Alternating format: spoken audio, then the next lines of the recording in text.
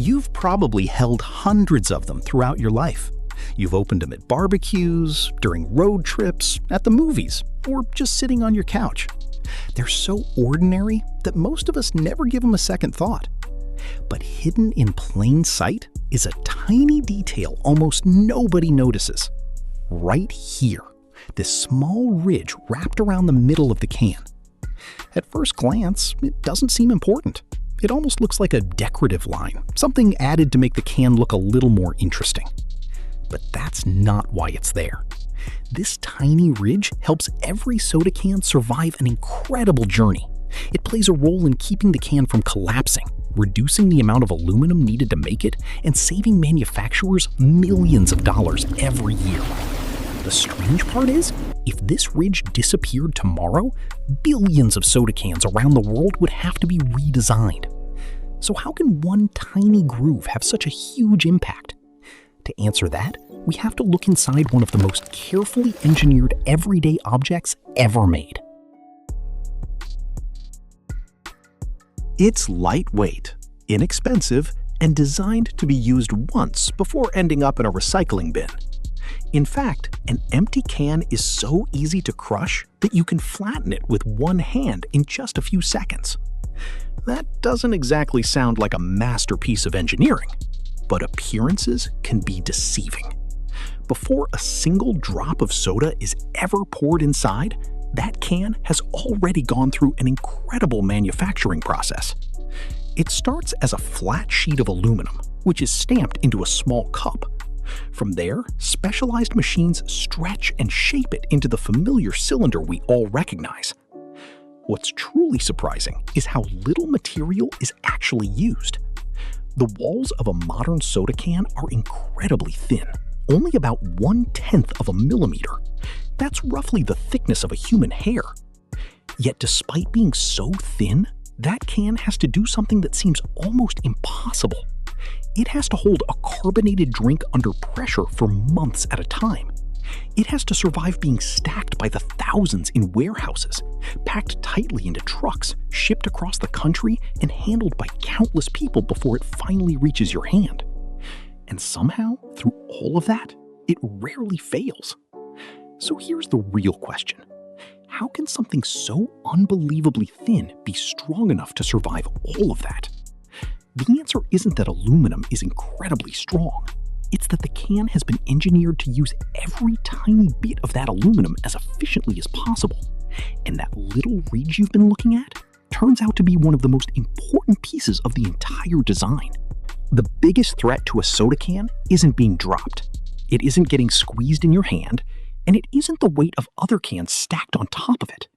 The can's biggest enemy is something you can't even see: pressure. The moment a soda can is filled and sealed, carbon dioxide gas becomes trapped inside. Those tiny bubbles that make your drink fizzy are constantly pushing outward against the walls of the can. They're not waiting for you to open it. They're pushing every second. Imagine blowing air into a balloon. As more air goes in, the balloon stretches because the pressure inside keeps increasing. Now imagine replacing that flexible rubber balloon with an incredibly thin sheet of aluminum. That aluminum can't stretch very much. If it bends too far, it stays bent. If it buckles, it loses its strength. And if the pressure becomes greater than the can handle, the entire structure can fail. But internal pressure is only part of the challenge. Now imagine that same can sitting at the bottom of a pallet in a warehouse. Hundreds of other cans are stacked above it. So, why does a soda can have that little ridge? The answer is surprisingly simple. It helps the can become stronger without using more aluminum. But not because the ridge itself is strong. It's because of what it does to the shape of the can. Imagine holding a perfectly smooth aluminum tube. When pressure is applied, the force spreads evenly across the surface. That might sound like a good thing, but on a thin cylinder, it also means the walls are more likely to flex, bow outward, or buckle when enough force is applied. Now add a shallow circular ridge around the middle. That single feature interrupts the smooth surface and acts like a reinforcing ring. Instead of allowing the wall to flex as one continuous sheet, the ridge helps control how the forces travel through the metal. Think of it as adding a checkpoint along the can's body. When pressure from the carbonated drink pushes outward, or when weight from stacked cans pushes downward, the ridge helps the structure stay more stable by reducing how easily the wall can deform. The aluminum hasn't changed. The thickness hasn't changed. The amount of material is almost exactly the same, but the can behaves very differently. This is one of the most powerful ideas in engineering. Sometimes, changing the shape of an object can improve its performance far more than simply adding more material. That tiny ridge doesn't look impressive. Most people never even notice it's there. But from an engineering perspective, it's doing exactly what it was designed to do, making the can stronger, lighter, and more efficient, all at the same time. And the best part? You can actually see the difference.